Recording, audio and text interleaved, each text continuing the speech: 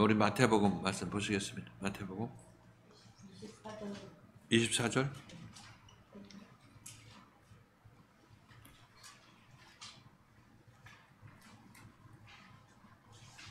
24절부터 30절까지. 자, 24절부터 마태복음 14장 24절부터 30절까지 읽겠습니다. 시작. 내가 이 육지에서 숲이 하나 떠나서 바람이 거슬림으로 물결을 하나하나 감사경에 예수께서 바다 위로 걸어서 제자들에게 오시니 제자들이 그 바다 위로 걸어오심을 보고 놀라 요령이라며 무서워하여 소리지를 걷는 예수께서 주시는 것 같을 안실 마라 내게로 오려나 베드로가 대답하여 그러되 주여 나에게 주시거든 나를 명하사 물 위로 올라가소서 하니 오라 하시니 베드로가 배에서 내려 물 위로 걸어서 예수께로 가되 바람을 보고 무서워하다 저는자 소리지어 가되 주여 나를 구원하소서 하니. 자, 이 말씀 간략하게 다시 한번 정리해 보도록 하겠습니다. 오병이어의 기적을 일으키시고 이제 제자들을 바로 제쪽에서 배를 태워서 바다 건너편으로 보내시죠. 그리고 예수께서는 따로 산에 올라가서 기도를 하시고 이제 나중에 끝난 다음에 밤 4경에 이제 예수께서 무리를 걸어서 제자들이 탄 배 쪽으로 다가오는 것을 이 기록을 통해서 알 수가 있습니다. 그렇게 예수께서 오시니까 제자들이 그 바다 위로 예수가 걸어오시는 것을 보고 유령이라 하면서 무서워서 소리 지른다, 이렇게 여기서 기록하고 있습니다. 밤 4경이라는 것은 아침이라고 여러분 말씀드렸죠. 새벽 3시부터 6시까지 밤 4경. 이때 예수께서 이제 제자들한테 다가옵니다. 그래서 예수께서 제자들한테 다가온다, 이런 얘기는 예수께서 제자들에게 낯의 빛을 주기 위해서 온다, 빛으로서 다가온다, 이렇게 우리가 이해할 수 있겠습니다. 어둠에 속한 제자들에게 예수가 다가오게 되는 거죠. 그러니까 예수는 빛으로 다가오니까 어둠 속에 빛이 비치기 시작했을 때 우리는 그때를 아침이라, 새벽이라 이렇게 얘기한다고 말씀드렸죠. 그래서 예수는 성경에서 아침에 비유되기도 하고 또는 새벽별에 비유되기도 한다. 이게 전부 어둠과 어둠과 빛을 연결시키는 그 전환점이 아침이기 때문에, 이 중간 과정이 아침이기 때문에 예수가 그 낯을 여는, 빛을 여는 그런 이 시작점이다, 이런 의미에서 아침이다 또는 새벽별이다, 이렇게 얘기한다고 말씀드렸죠. 그래서 성경에 나오는 아침을 그냥 예스럽게 읽을 것이 아니라 이 아침에 내가 너를 도우리라, 이런 말씀이 있죠. 새벽에 너를 도우리라, 이런 말씀이 있습니다. 그 얘기는 새벽기도 나오면 날 도우신다는 얘기다, 이렇게 우리가 이해할 수도 있겠지만, 그러나 예수께서 너를 도와서 구원의 배치에 이르게 하신다, 이런 의미로 우리가 이해할 수가 있겠습니다. 자, 그래서 이제 배가 이 바다 위에 중간에 떠서 가고 있는데, 바람에 거슬려서 이 바람이 거슬리게 불므로 말미암아 그로 인한 물길로 인하여서 이 제자들이 고난을 당하고 있다, 이렇게 얘기하고 있습니다. 자, 바다 위에 떠 있는 이 제자들, 바다 위에 배 안에 있는 제자들은, 바다는 이 세상을 얘기를 한다고 얘기를 하고 있고, 배는 그 세상에 떠 있는 교회, 방주로서의 교회를 상징한다, 이렇게 말씀드릴 수 있겠습니다. 그래서 이 제자들이 배 안에 있던 얘기는 교회를 얘기를 하고 있죠. 교회에서 우리가 예수를 믿는 사람들이, 우리는 지금 바다 위에 떠 있는 배로서 예수의 제자들로서 여기서 신앙생활을 하고 있고 또 복음을 전파하고 있는 것이죠. 자, 이렇게 되니까 이렇게 되는 이 제자들의 배를 무엇이 거슬리냐면 바람이 거슬린다 얘기를 하고 있어요. 그래서 바람은 우리가 에베소서 말씀에서 우리가 살펴봤던 것처럼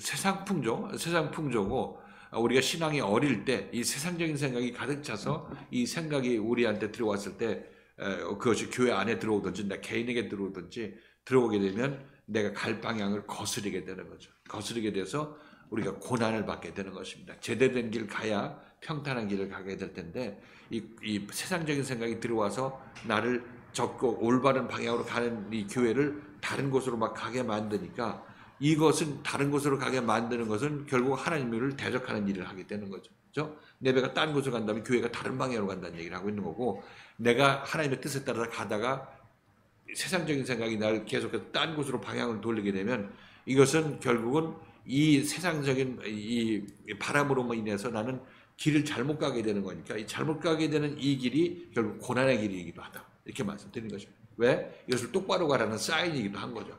내게 고난은 당하게 내가 바람에 의해서 세상상에 의해서 내가 고난을 받으면 그것은 하나님께서 너 똑바로 가라는 메시지가 또 거기에 숨겨 있는 것입니다.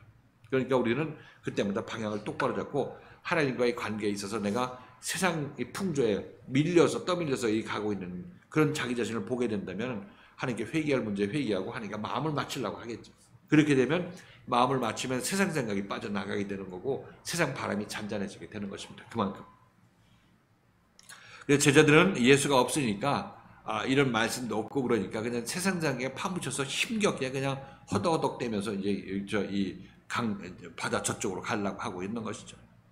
자, 밤 4경에 이제 아침에 새벽에 예수께서 바다 위를 걸어서 제자들에게 오신다. 예수님은 한 분이 교회이시기도 하고, 그렇죠? 그렇죠? 그 배 안에 계시면 배 전체가 이제 예수가 주인이 되신 그런 교회가 되는 것입니다.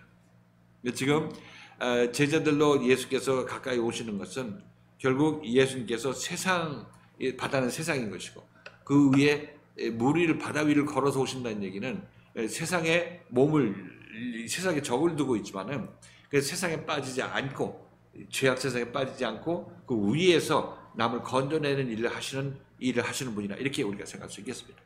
그러니까 여러분들도 물 위를 걷는 사람 이게 아주 표현이 좋은 거죠. 물 위를 걷는 사람이 바로 제대로 된 하나님의 나라에 들어간 사람을 얘기를 하고 있고 우리들도 이 물 위를 걷는 사람으로 지금 만들어져 가고 있는 것이라 말씀드렸어요. 자, 예수님께서 이 제자들한테 와서 그들이 허덕대고 있으니까 그들을 구원하기 위해서 오셨는데 이들이 예수를 보고 이 유령이다, 이게 유령이다, 이 예수가 아니라 유령이다 이렇게 얘기를 하고 있죠. 그래서 무서워서 소리를 질렀다 이렇게 얘기를 하고 있습니다.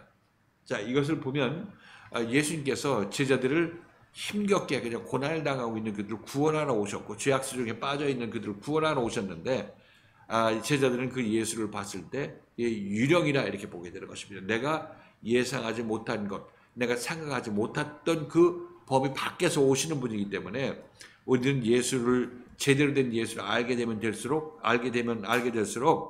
예수께서 내가 이해하지 못할 분, 내가 인정하지 못할 분으로밖에 보일 수밖에 없습니다. 저쪽 세상에 오시는 분이고 저쪽 세상을 우리를 이끌어 가시는 거기 때문에 우리들은 예수를 제대로 이해할 수가 없습니다.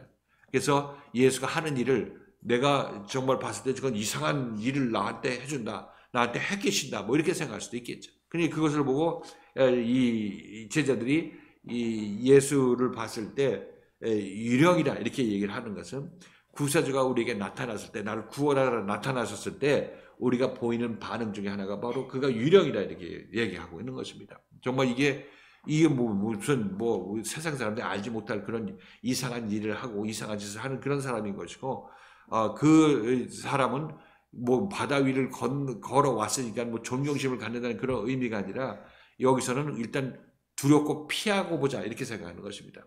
예수가 우리에게 다가올 때 그 예수를 제대로 우리가 알지 못하기 때문에 그 예수가 나를 구원하러 왔을 때 우리들은 그 예수를 피하게 되고 도망가려고 하는 마음을 우리는 보일 수밖에 없다고 말씀드리는 거죠. 그래서 여기서 제자들이 피한다고 여기서 무서워서 소리 짓는다고 얘기를 하고 있습니다. 이때 예수께서 즉시 일러 가라사대 안심하라 내니 두려워하지 말라.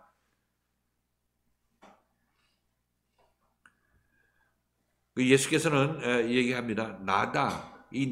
나다라는 얘기는 네가 나를 알지 않느냐? 내가 너와 함께 오병이어의 기적을 너 앞에 눈앞에서 했던 그 예수야.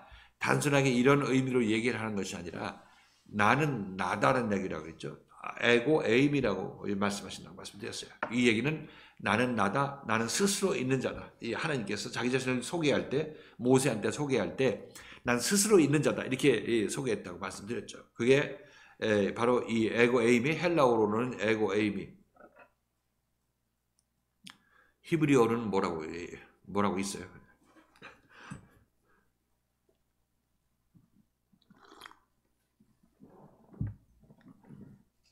히브리어도 I am that I am이라는 그런 영어로 이제 표현한 I am that I am이죠.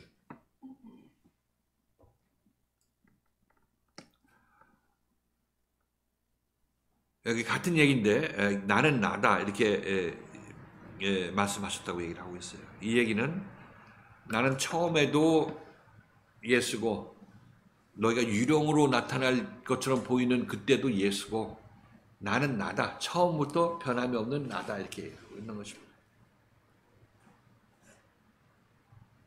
그래서 나는 나라는 얘기는 우리도 결국 예수에 의해서 예수가 자기 자신을 소개하는 것처럼 나는 나다라는 그런 사람으로 우리가 만들어져 나가고 있는 것이에요.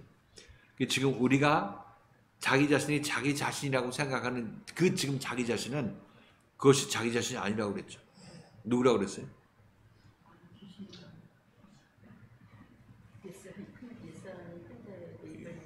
옛사람인데 그러니까 우리는 이 내가 집이죠. 내 자신이 집이죠. 집인데 나는 내 집의 하인이에요. 하인인데 내 집에 주인이 있어야 돼. 근데 주인이 출타했어. 왜냐면 저쪽 에덴 동산에 놓고 갔기 때문에. 우린 주인 없이 그냥 내가 주인 노릇하는 하인이야. 내 집 안에서. 이 상태를 놓고 우리는 진리신 하나님이 빠진 헛개비 상태에서 내가 살고 있기 때문에 이 사람은 귀신 들린 자라고 얘기를 하고 있어요. 귀신 들린 자라. 내가 언제 귀신 들렸어? 날 때부터 귀신 들려갖고 지금 하나님 없이 살잖아요, 이게. 그러니까 여기 부딪히고 저기 부딪히고 하는 거죠. 그 집 하인이 두 주인을 섬길 수 없다는 얘기는 집 하인이 자기 자신이 주인 노릇하는 것 하고 집 하인이 제대로 자기가 주인 노릇하다가 개망신 나가고 완전히 그냥 여기서 내서 줄여서 죽는구나 하는 그 상황까지 가게 되면 아이고 내가 집 주인을 모셔야 내 인생이 편안하겠구나 이 생각이 드는 거죠.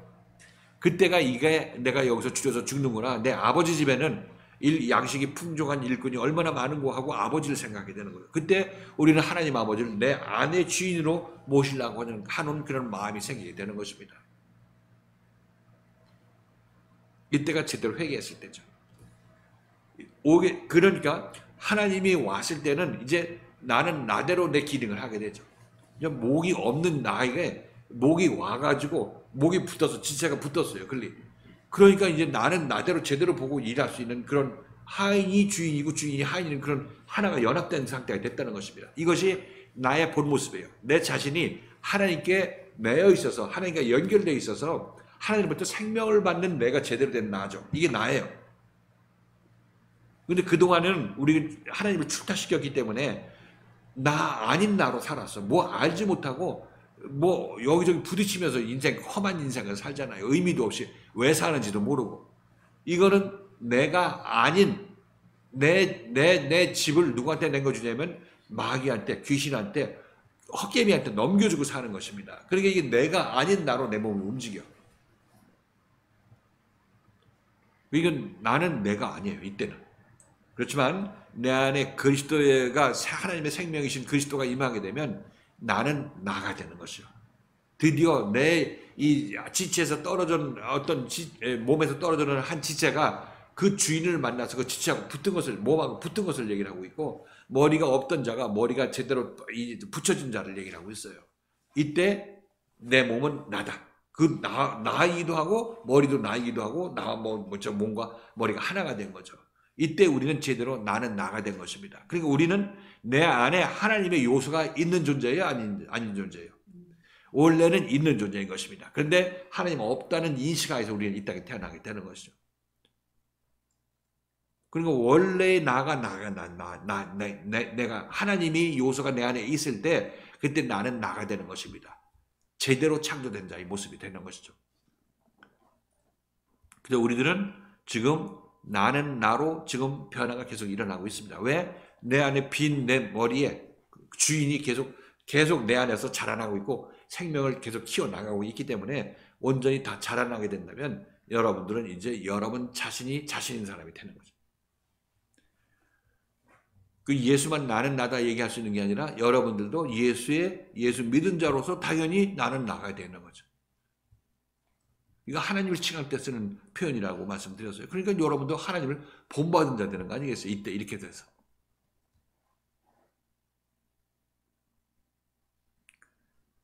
자, 그리고 하나님을 본받은 자가 되면 하나님은 무엇을 하십니까? 무엇을 하시는 분이 하나님이세요? 우리한테 하나님은 무슨 의미입니까? 응? 우리를 구원해서 하나님과 같은 사람. 그렇죠. 하나님은 하나님의 구세주 예수를 통해서 하나님 보낸 예수를 통해서 우리를 구원하시는 분이 하나님이에요.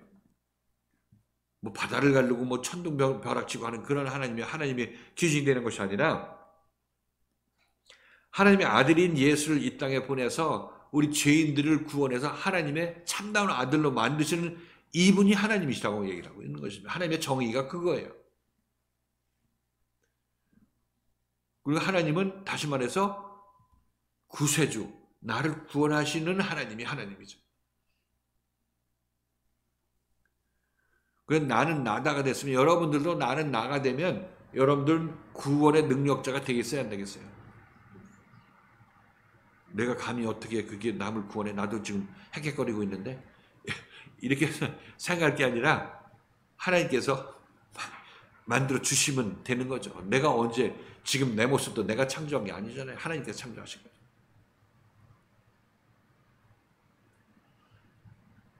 그러니까 그거 소망을 가져야죠. 소망을 가져야 되고 나 같은 사람이 어떻게 돼 이렇게 얘기하게 되면 그냥 그대로 살다 죽으려고 자기 계획하는 것이니까 하나님께 기뻐하지 아니하시죠. 내가 널 우리가 만들어 주겠다는데 왜 네가 안 된다고 그래? 자기 소원이 아니잖아요.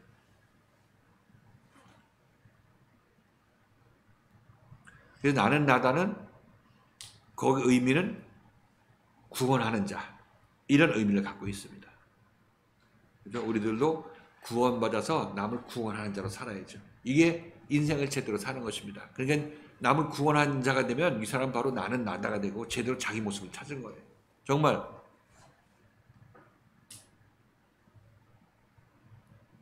여러분 중에서 여러분 스스로 인생을 알차게 살기를 원하잖아요. 알곡이 되기를 원하는 거 아니겠습니까? 보람 있는 인생 살기를 원하는 거 아니겠습니까? 근데 여러분 자신이죠. 그게 여러분 소망인 것입니다. 그런데 막상 삶을 살아보게 되면 엉뚱한 데다 세상 것에 다 이 인생 그거 추구하다가 인생 다 끝나는 거 아니겠습니까? 이거 분명히 이거 나는 좋은 세상 살라고 하는데 결국 나를 이쪽으로 이끌어가는 다른 세력이 있다는 얘기를 하고 있는 거죠. 그게 바로 나는 내가 아닌 다른 하나님이 없는 그 상태가 나를 그쪽으로 이끌어 갔으니까 이게 나는 나보다 큰 자가 나를 이끌도록 내 자신의 몸을 내어준 것밖에 안 되는 것입니다. 그러니까 이게 귀신이 내 몸 쓰라고 이 평생 동안 쓰라고 빌려준 거고 지옥은 내가 간다니까요.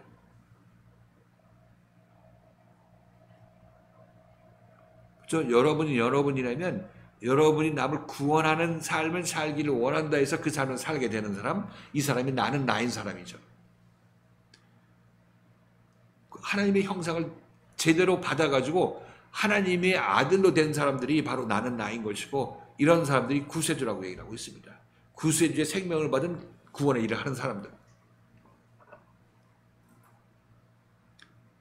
우리는 인생을 이렇게 살도록 해야 되는 것입니다. 이렇게 살도록. 그래서 우리는 각자 지금 이 세상에서 밥을 먹고 가족을 꾸리고 직장 다니고 다 할 거 다 하죠. 그러나 그것이 여러분들의 최종적인 삶의 목적지가 되어서는 안 되는 것이에요. 그것만 그렇게 하다 살면은 애굽에서 뭐하다 돌아가시는 거예요. 벽돌에 집에 진지게 갖고 벽돌로 반죽해 갖고 벽돌 굽는 일을 하다가 이제 밥은 주죠. 그 일을 시켜야 되니까 세상에서 밥을 줄 것입니다. 바로 왕이 밥은 줘. 죽을 때는 그냥 벽돌 쐈다가 죽은 그 하나님을 갖고 와서 인정해 주지 않고 이거 누구한테 인정받으려고 그래요? 여기서 종로를 타다 죽는 거 아니겠어요? 종로를 타다가. 그렇게 사는 사람이 나는 내가 아닌 다른 사람으로 살다 죽는 걸 하시니까 그게 지금 내가 원해서 정말 그런 삶을 살았더라면 그거 뭐 억울하지는 않지. 살고 보니까 나중에 헛개비만 남게 되는 거니까 그 뒤늦게 후회해봐도 뭐 누구한테 탓할 것도 없는 거죠.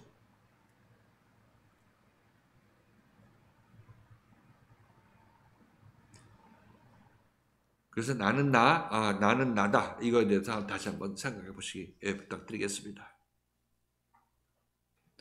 자, 나는 나니까 나는 내다. 이렇게 하니까 두려워 말라. 그냥 단순하게 예수 너 예수야. 그 저 오병의 기적 같이 내가 베풀 때 내가 너네들 봤지. 뭐 이런 식으로 얘기하는 게 아니라 여기 어떤 깊은 영적인 지리적인 의미가 담겨 있다는 것을 말씀드리는 것입니다. 나는 나다. 나는 처음부터 너희 앞에 나타나서 너희를 구원하기 위해서 너희 앞에 나타난 자인 것이고, 때론 너희가 내가 기적을 행하는 사람은 보이고 무리를 걸으면서 유령처럼 이렇게 보일지 몰라도 나는 일관되게 나이고 구원자이다. 이 말씀하시는 것입니다. 예수는 여러분의 구원자예요. 지금도 여러분을 구원하기 위해서 이끌고 계시는 분이신 것이고.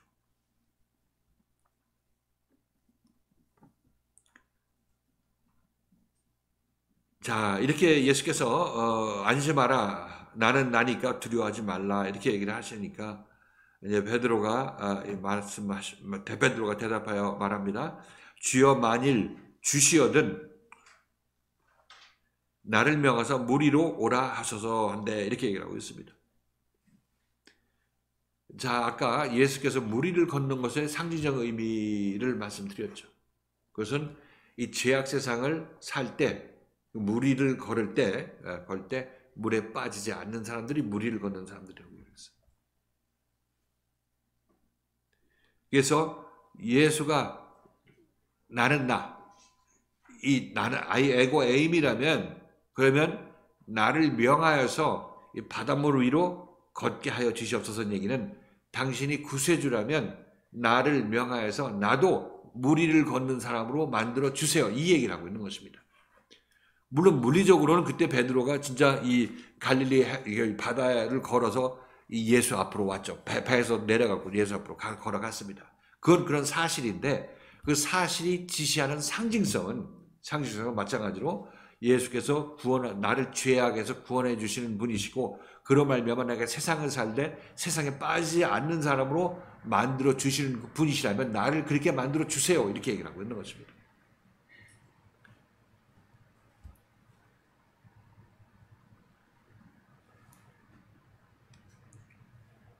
자, 그래서 이해가 되셨죠? 무리로 오라 하신 단순한 것.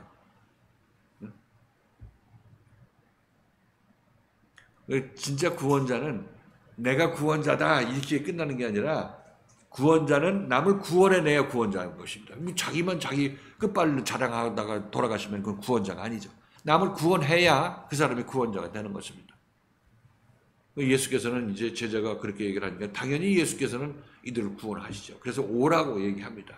오라 하니까 베드로가 배에서 내려서 무리로 걸어서 예수께로 가되 이렇게 하고 있습니다. 그러니까 몇 걸음인지는 몰라도 실질적으로 무리를 걸었다는 것을 알 수가 있습니다.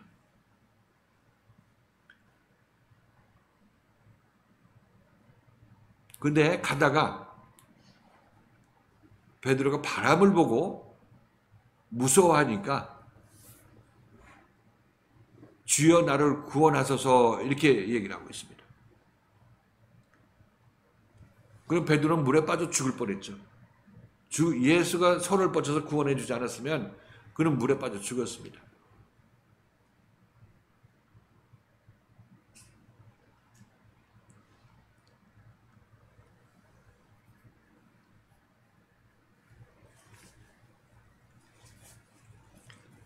자, 이 얘기는 이 베드로가 바람에 빠져서 무리를 잘 걷다가 꼬르륵 하고 이제 허우적거리면서 죽으려고 했을 때 그 왜 잘 가다가 빠졌느냐? 그 얘기는 이 베드로가 바람을 보고 두려워했기 때문에 그렇다고 이 얘기를 하고 있습니다. 그래서 우리는 이런 얘기를 들으면 아 그렇지 예수께서 날 구원해 주시고 예수께서 내가 믿으라고 얘기했으니까 그걸 믿으면 되겠지 하고 여러분 믿으려고 아무리 노력을 해도 믿어져야 안 믿어져요.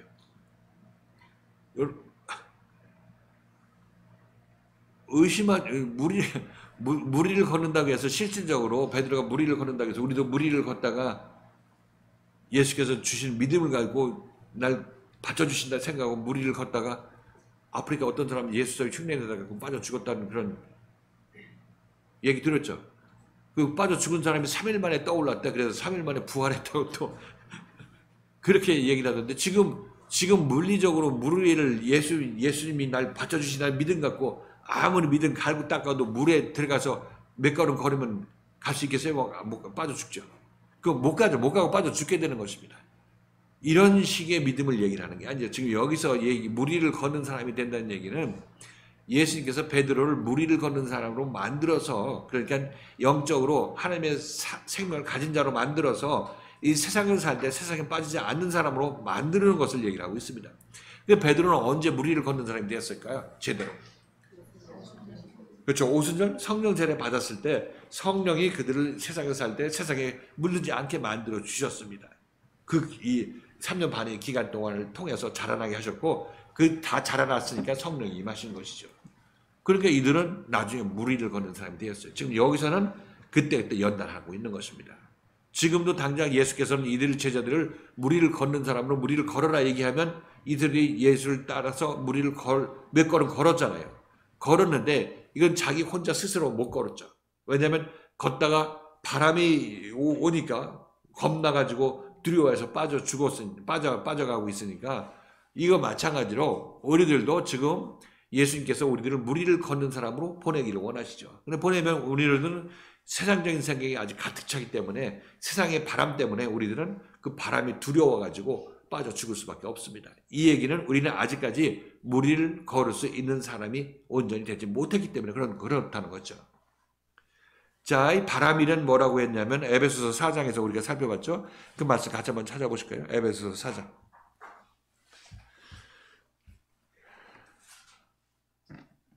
에베소서 4장 14절. 네, 읽겠습니다. 자, 에베소서 4장 14절 시작. 이는 우리가 이제부터 어린아이가 되지 아니하여 사람의 기술과 간사한 유혹에 빠져 모든 논리의 풍조에 밀려 도시오지 않게 하려 합니다. 사람의 교훈의 풍조에 밀려 이렇게 얘기를 하고 있습니다. 그러니까 풍조라는 것이 바람이라는 얘기인데 이게 사람의 교훈이죠. 사람의 교훈. 인간 계명 또는 인간이 생각하고 있는 어떤 이 세상 생각들, 나의 옳다함의 생각들, 나의 상식, 이게 바로 세상 풍조라는 것입니다.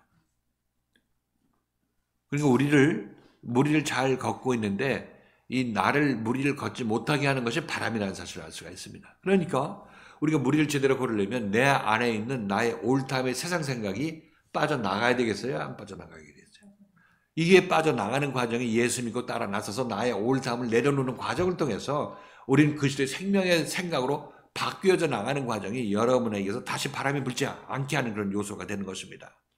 그러니까 바람은 외부적인 바람이 아니라 여러분 마음속에서 들어오는 세상적인 생각, 이것을 바람이라고 말씀드렸어요. 자, 그래서 어제 제가 여러분에게 말씀드리면서 우리 교회 다니는 사람은 지금 무리를 걷는 사람이다 이렇게 말씀드렸죠. 멀쩡하게 여기 나오고, 그죠? 주일날 나오고, 수요일날 나오고, 목요일날 나오고, 금요일날 나오고, 주일날 나오고 이렇게 나오고 여기서 여러분들이 신앙생활하고 봉사도 하고 헌금 드리고 그래서 남들 놀러 갈 때 여기 와서 기도하고 이렇게 여러분이 하고 있습니다. 이렇게 봤을 때 세상 사람들이 여러분을 봤을 때 이 사람들은 미친 사람이고 이게 좀 어디가 좀 정신이 이상한 사람이다 이렇게 생각할 수 있겠죠. 굉장히 위험한 사람이다. 더군다나 우리 교회에서는 우리 옛사람이 십자가에 못 박혀 죽어야 된다고 얘기를 하고 자기를 부인한다고 얘기를 하고 있으니까 이것들이 우리에게는 밖에 사람들이 봤을 때는 이 미친 짓이다 이렇게 생각할 수 있겠죠. 그래서 사도 바울도 이 복음을 전할 때 네가 지식이 많아가지고 네가 미쳤구나 이렇게 얘기한다고 우리 사도행전 말씀을 찾아봤죠. 그 세상 사람들의 세상 바람의 생각에는 세상의 인간 계명, 인간적인 생각으로 봤을 때는 우리가 미친 짓을 하고 있는 것입니다. 지금 여기서. 그렇죠? 아니라고 생각해요. 근데 우리는 여기서 미친 짓을 하면서도 주님께서 뭐 나에게 풍요롭게 해주시고 또 뭐 따뜻하게 해주시고 병도 고쳐주시고 보호해 주신다는 것을 아니까 어느 정도는 받침이 되죠. 받침이 되지만 이제 자기 옛사람이 이제 자기를 부인하고 옛사람이 십자가에 못 박힐 때는 우리 못 박히기 전까지는 내 안에 바람이 불어야 안 불어요. 바람이 당연히 불죠. 당연히 바람이 부는 것입니다. 내가 이게 뭐야 이거 어떻게 이러다 죽어버리면 나는 내가 되고 어떻게 내가 구세주가 했던 일을 하는 그런 사람이 되겠어? 이런 생각이 들죠. 그럼 목숨은 부지해야 되는 거 아니겠어? 이런 생각이 드는 것입니다. 이게 어린아이를 미혹하는 세상 사람의 풍조라고 사람의 생각이 내 안에 불어오는 바람이라고 말씀드렸죠. 이것 때문에 나는 십자가 사건이 아직 다 일어나지 않은 것이고 아직 남아있기 때문에 이것 때문에 나는 물에 빠지게 되어 있습니다. 제대로 길을 걸 수가 없어요.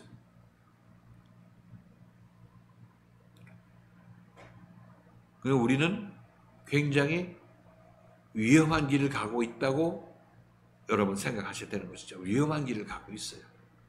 그래서 여러분들이 위험하다 이런 생각이 들면 세상 바람이 들어와서 그런 것입니다. 여러분이 알고 있고 내가 알고 있는 것은 세상 것밖에 모르잖아요.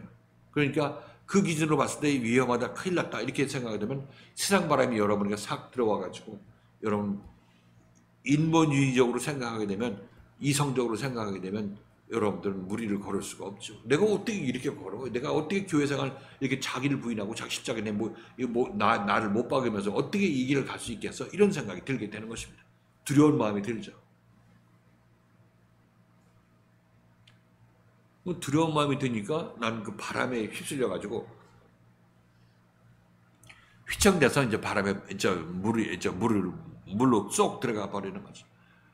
그랬을 때 예수께서 베드로가 주여 나를 구원하소서 이렇게 얘기를 하니까 예수님께서 그 앞에 계시니까 직접 손을 붙잡아서 끄집어내 주셨죠.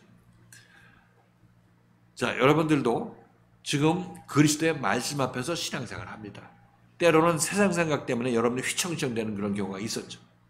그렇지만 그것을 보시고 여러분들이 말씀 앞에 남아있는 한 여러분이 세상 생각에서 휘청휘청 됐을 때 말씀의 손이 여러분에 다가가죠.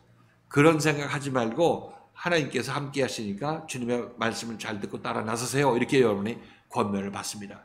그렇다면 여러분들은 그 말씀에 손을 붙잡고 일어나게 되죠. 내 정신 차려야지.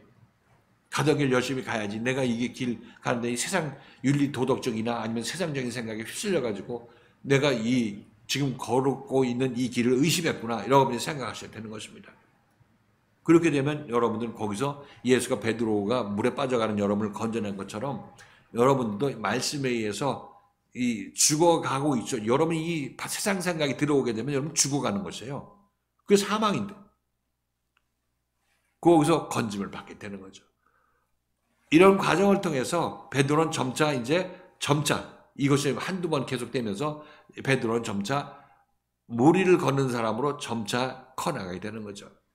바람이 와도 바람을 이겨낼 수 있는 능력자로 이제 점차 커나가게 되는 것입니다. 그래서 완전히 다 컸을 때가 십자가 사건이 완전히 일어나서 세상 바람이 불지 않는 그쪽 세상으로 넘어가게 되면 바람이 더 이상 그를 어떻게 할 수도 없는 것이고 바람도 불지도 않아요. 자기 혼자 스스로 다 알아서 예수 그리스도의 복음 이외에 진리 이외에 다른 진리가 없다는 것을 알기 때문에 세상에서 무슨 얘기를 해도 그것에 미혹되지 않는 거죠. 세상에 미혹될 때는 십자가 사건이 일어나기 전까지, 세상 바람에 미혹돼서 빠져 죽을 때는 그때 십자가 사건이 일어나기 전까지, 그때 그런 일들이 일어나게 되는 것입니다. 그러나 이것을 계속 반복적으로 행함으로 말미암아 연습시킴으로 말미암아 우리 점점 키워나가시는 분이 예수님이시다. 이렇게 말씀드릴 수 있겠죠. 어느 정도 이제 물리적인 어떤 기적을 얘기를 하는 것이 아니라 그 기적이 우리에게 보여주는 상징성에 관해서 영적 의미에 관해서 여러분에게 말씀을 드렸습니다. 이게 2000년 전에 그 어떤 갈릴리 바다에서 있었던 일이 아니라 지금 여기서도 일이 일어나요, 안 일어나요? 지금 여기서 제가 여러분에게 말씀드린 내용으로 보면 이 일이 지금 여기서 영적으로 일어나고 있네. 이게 여러분이 아실 수가 있을 것입니다. 여러분들은 지금 말씀을 보고 따라 걷고 있는 상황인 것이고. 그죠? 아슬아슬하죠. 근데 아슬아슬 보면 세상에서 보면 세상 사람이 나를 볼 때 어떻게 하겠어요? 미쳤다고 하거나 여러분들도 그 세상 생각에 동조하면 내가 미친놈이네 생각이 들면은 이 지금 가는 길을 의심하는 거 아니겠어요? 세상 바람에 의해서 두려워하는 거죠. 이거 어떻게 되는 거야? 이래. 그렇게 되면 두려워하게 되면 바람이 들어왔기 때문에 무도 바람 들어가면 못 쓰듯이 사람도 이런 바람 들어가면 못 써.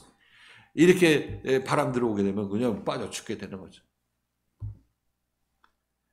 여기서 여러분들이 말씀을 듣고 잘 따라 나서면 사는 것이고 말씀을 듣지 않고 자기 주장하거나 아니면 뭐 세상으로 나가거나 하게 되면 그것이 바로 사망인 것이에요. 사망. 그 중간에 뭐 잠깐 쉬는 뭐 널빤지가 있는 것이 아니라 그냥 물을 걷지 않으면 무리를 걷지 않으면 물에 빠져 죽는 것 둘 중에 하나라고 말씀드렸죠. 자, 여기까지가 지지난주 살펴봤던 말씀을 간략하게 여러분 정리해서 말씀을 드렸습니다. 자, 뭐 혹시 뭐 질문 있으면 질문하시고 질문하시면 같이 생각해 볼 내용이 있는지 같이 한번 보도록 하십니다.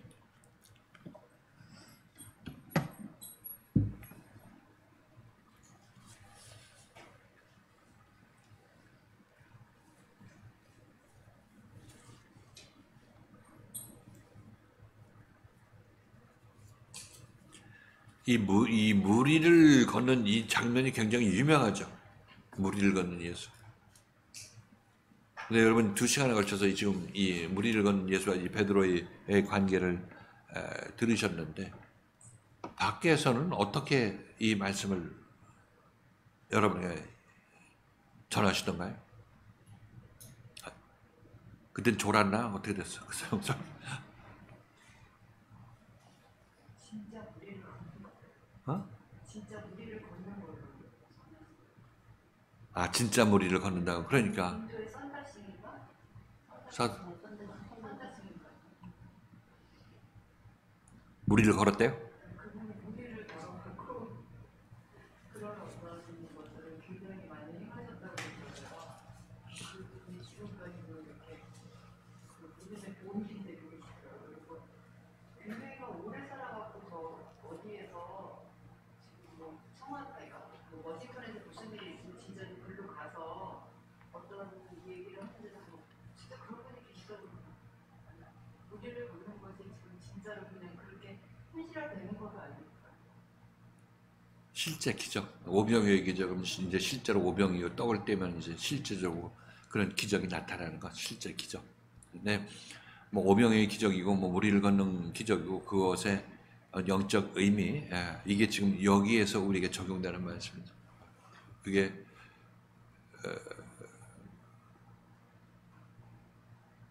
그게 마땅한 거고 성령 말씀은 영적인 의미가 지금 우리에게 여기서 적용되는 말씀이에요. 그러니까 이게 진리는 지금 여기서 일어나는 일을 얘기를 하는 게 진리지 2000년 전에 하는 얘기나 그런 것들이 진리가 아니죠. 그러니까 예를 들어서 2000년 전에 일어났던 그 무리를 걷는 그 기적의 사실이 지금 물리적으로 여기서 일어난다고 할 것 같으면은 뭐 그것만 보고 있으면 구원받는 것도 아니고 그 나의 구원과 연관이 없잖아요. 그냥 신기한 기적 하나 보는 거죠. 그렇지만 지금 여기서 우리 같이 말씀을 읽으면서 이 말씀이 지금 나에 관한 얘기인 거고 말씀을 듣고 내가 그 말씀에 어떻게 순종해야 되는지에 대해서 보여주고 있는 것이고 이것을 알게 되면 이게 성경은 이런 말씀이 제대로 된 성경 말씀이지 하는 것을 우리가 알게 되는 거죠.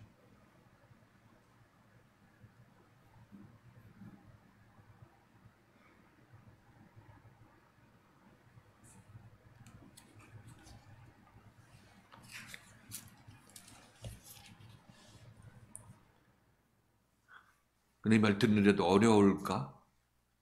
밖에 사람들이 들을 때? 아니 안에 사람들은 어떤지? 어렵지는 않을 것 같은데요. 여기 이상해? 만일 주시어드긴 했을 때 음. 그 예수님이 보일 때 그게 유령으로 보인다고 말씀하셨잖아요. 단순히 유령으로 보이는 게 아니라 우리가 무리를 걸을 때쯤에 사람은 십자가 사건을 겪고 예수가 한번 언제 그 다르게 보이는 그 시점을 겪어야 된다고 말씀하셨잖아요. 그 꿈 얘기를 통해서 한 번은 그분이 완전히 다른 사람을 다 갖다가 다시 돌아오는 어떤 그런 게 있어야 된다고 말씀하셨는데 아까 유령으로 보인다는 것이 예전에도 들을 때랑 다른 거예요. 그러니까 지지난주? 아니, 계속 이 무리를 걷는 거에 대해서 듣고 이 말씀은 저희가 계속 들어오던 말씀이라는 생각이 드는 거예요. 외부에서 듣는 말씀이 아니라 지금 여기서 무리를 걷는 사람들에서 목사님께서 계속 말씀을 주셨던 것 같은 거예요. 근데 이제 지난주에 볼 때 그랬는데 오늘 말씀 들을 때 유령으로 보이고 그것이 뭔가 이렇게 아닌 것 같이 보였을 때 다시 그 말씀을 받으면서 무리를 걷는 사람이 된다는 그 말씀이 아까 그 뭐지 에베소서 말씀하고 연결이 되는 거예요. 야고보서? 아니 에베소서? 네, 에베소서에서 아까 서로 사랑하라? 네, 서로 사랑하라 할 때 그 아까 제가 뭐지 그 육신의 예수를 버리고 버렸을 때 부활의 예수가 온다고 했을 때 버리는 것이 아니라 순종하고 또 온전히 이제 이리 찔러도 죽었고 저리 찔러도 죽었을 때 이제 부활의 예수가 온다고 말씀하셨잖아요. 그러니까 이게 유령이 된다는 것이 결국 이리 찔러도 죽고 저리 찔러도 죽는 것하고 하나가 되는구나. 그것이 왜 나한테 말하자면은 뭐 여러 가지의 모습으로 나타나는 그 예수님을 내가 다 온전히 받고 그것을 그냥 내가 이렇게 온전히 죽은 사람으로 발견된 것이 유령으로 보이는 그 예수의 어떤 가정이 하니까 이렇게 연결이 되면서 그때 잠깐이라도 이제 무리로 걷게 되고 다시 또 걷지만 또 빠지지만 또 예수님에 의해서 베드로가 다시 무리를 걷는 사람이 되는 거잖아요. 그래서 아까 그 말씀하고 이 말씀이 연결이 되면서 적어도 우리가 이제 뭐 죽는다는 것도 사실상 힘들지만은 그러나 우리가 그 과정을 순종함으로 가야 되는 거고 그렇게 만들어져 가야 되는 그런 과정에서 결국은 내가 십자가 사건이 나의 옛사람이 십자가에 죽는 그런 아무런 반응이 없는 그런 사람이 되었을 때 우리는 이제 높임을 받는 거니까 이제 적어도 내가 그렇게는 돼야 되지. 그리고 뭐 내가 노력해서 된다기보다도 적어도 나의 방향성은 그렇게 잡고 있어야 말씀이 우리를 그쪽으로 인도할 때 이게 내 죽으면 죽으리라고 가야 될 길이구나 하는 것을 알게 되는 거죠. 그렇게 돼서 죽으면 죽으리라고 다 이렇게 순종하게 되면 그때 이제 하나님께서 뭐 이렇게도 괜찮고 저렇게도 순종하고 예수를 배반하지 않는 그런 사람이 됐을 때 이제 예수께서 나중에 십자가 사건이 난 다음에 제자 베드로를 보고 너는 나를 사랑하느냐 3번 물어보잖아요. 근데 그때 베드로는 난 예수를 사랑할 수 있는 사람이 아닙니다는 식으로 종국적으로 얘기를 하잖아요. 그 얘기는 나는 하나님의 아가페 사랑할 수 없는 자이고 내가 사랑할 수 있는 것은 필레오 사랑밖에 못한다. 그 얘기를 고백하는 거니까 자기 자신의 어떤 한계를 느끼게 되는 거죠. 그때 예수께서는 그때마다 내 양을 먹이라, 내 양을 치라. 그때 양을 그때 맡기잖아요. 근데 그때 맡기는 이 행위를 이렇게 제시를 하셨고 이제 오순절 때 이제 온전히 양을 베드로한테 맡기는 그런 때가 오게 되는 거죠. 그래서 우리들은 계속해서 나의 옛 생명을 살아남고자 예수를 믿는 그런 과정에서 예수 앞으로 다가오게 되는 거고, 근데 그걸 통해서 예수께서는 우리를 점차 깎아 나가는 거죠. 이게 아니고 이거 아니고 이거 계속해서 우리에게 방향을 제시하고 우리가 이제 최종적으로 세상 것에 소망이 끊어진 사람으로 만들어 놓으신 후에 우리 안에 그리스도의 영이 임하게 될 때 이때 우리는 비로소 이제 예수의 사랑할 수 있는 그런 사람으로 변하게 되는 거고 물에 빠지지 않는 사람이 되는 거죠.